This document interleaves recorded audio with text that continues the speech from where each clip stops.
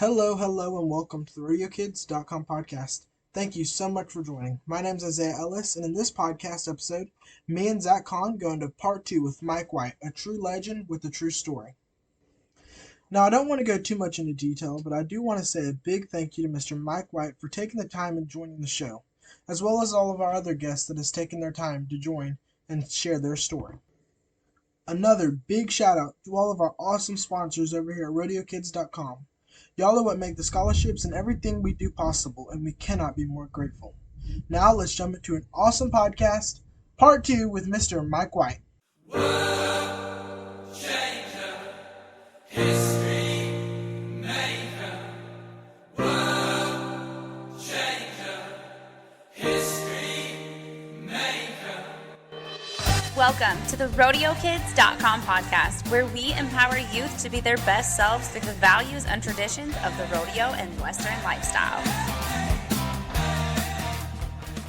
Welcome to the podcast. I'm Isaiah, that's Zach, and we're just excited for part 2.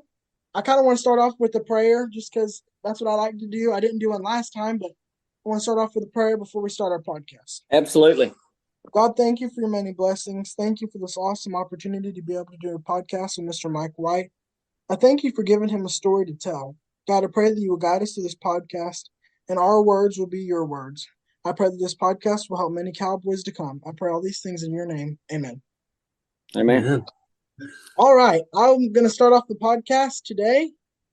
So last week we kind of ended out on sponsors and the correct way to talk to them and handle them. This week I kind of wanted to talk about, you won the PBR World Championship in 1999. I want to talk about what other significant wins have you had? Besides bull riding or in bull riding or just, give them to us all and tell us that story. Well, there's a lot of things that I look at in life as wins. If you want to talk in the team roping world, it's when you rope with your family, it's extremely hard to win because you try. To me, it's just you try so much harder because it's your family. And so me and my wife rope together all the time. My oldest son, we rope together. And probably one of the biggest accomplishments is me and her won the BFI 2 years in a row, the 12-point BFI. It was huge to win it once, but to come back the very next year and win it again, it was incredible. So that was just two of our biggest wins there. As far as the roping career, I've won a lot in the team roping world, but I work at it and I try hard, and it don't go unnoticed because I rope all the time, and I'm constantly training horses and making horses and working on myself too. But I can honestly say, just in life general, wins. I've been extremely successful in a lot of things. I'm in the spray foam business now. I'm an investor in some land in Arkansas, and we subdivided that. It's going very well. We had a 8-year plan to pay it off. We're at year 3 and it's almost paid off. So what I tell a lot of folks, if you want to win in life, one, you have to make plans. You have to have a vision of where you're going. And when you make plans, you got to act upon those plans. You can't just have those plans and hopefully everything falls in place. You've got to move forward to what your plans are and drive to that. And don't put off something that can be done today and say, well, I'll do it tomorrow. Do it today. That way you don't have to do it tomorrow. That way it's done and you can move forward and do something else tomorrow. A lot of people get in complacent and they say, well, I'll just do that tomorrow. Well, tomorrow comes and well, I'll just do it tomorrow. Well, you know what? If you go through life like that, you'll never get nothing done. You won't get things accomplished. If you'll take action and do those things when you tell yourself and make that a goal. I mean, have goals in life. I've got daily goals, I've got weekly goals, I've got monthly goals, and I've got yearly goals. And you've got to write those goals down, or you'll never accomplish anything in life if you don't make goals and work at it and accomplish it. And I don't want to brag or nothing, but I've been very successful in life because of those goals, writing those goals down and not just saying I'm going to do it, but put my foot down and go do it.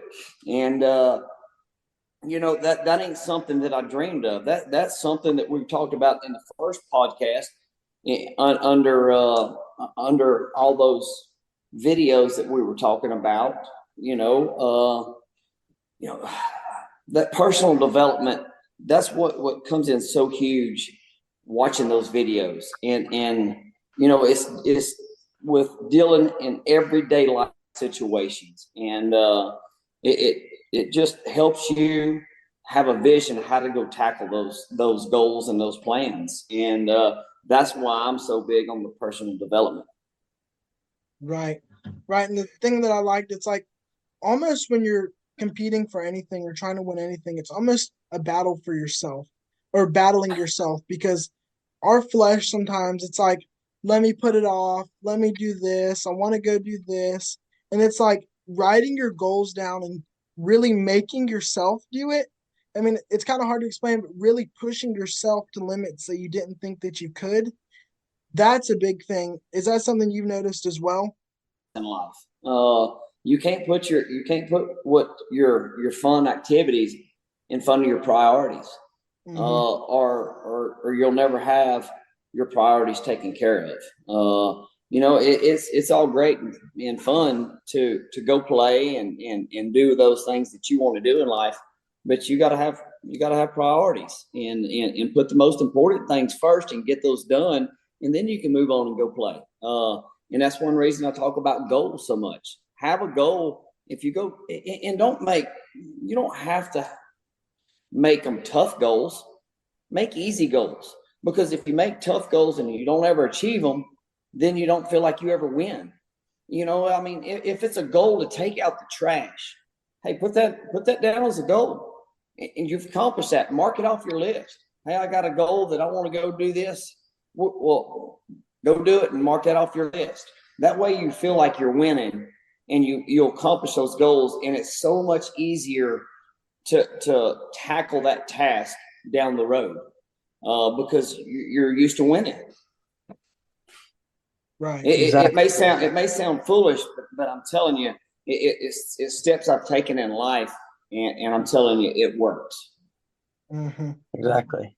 Like everybody has to have goals, so I love that. So you were really riding in your early career when helmets weren't really a thing. So I am so sorry. We had a little bit of technical difficulties with the rest of the audio, but I do think we got the takeaway from this podcast.